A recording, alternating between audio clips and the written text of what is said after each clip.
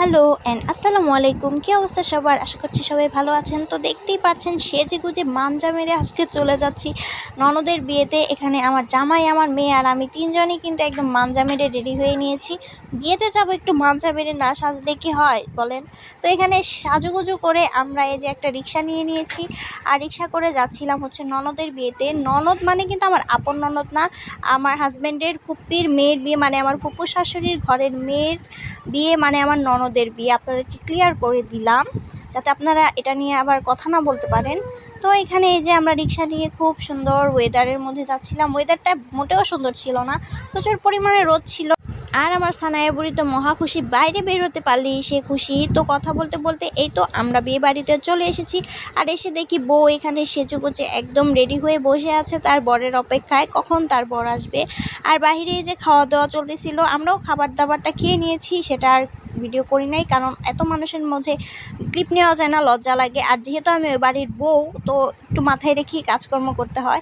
তো যাই হোক, খাওয়া দাওয়া শেষ করে আমরা এই যে এখানে বরের জন্য অপেক্ষা করতেছিলাম। বর আসবে তাই সবাই এই যে ফিতা বেঁধে গেটে ধরে সবাই অপেক্ষা করতেছিল বরের জন্য।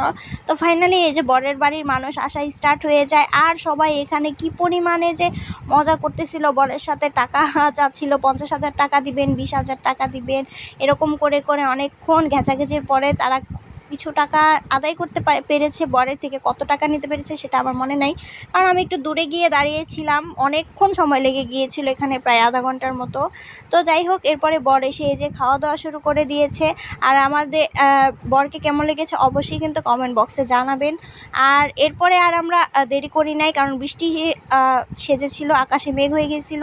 তাই সানার বাবা বলল চলো চলে যাই, আর দেরি করতে হবে না, পরে বৃষ্টি চলে আসলে আর যেতে পারবো না, অনেক বেশি সমস্যা হয়ে যাবে। তো আমরা এই যে চলে যাচ্ছিলাম আবার বাসার উদ্দেশ্যে। এখন এই যে অটোতে করে বাসায় চলে গিয়েছি। তো এই ছিল আমার আজকে ছোটোখাটো ননদের বিয়ের ব্লগ। জানি পুরাটা আর কি সুন্দর করে গুছিয়ে করতে পারি নাই, কারণ এত ক্লিপ নিতে পারিনি, যেহেতু অনেক মানুষ ছিল, আবার একটু লজ্জাও লাগতেছিল।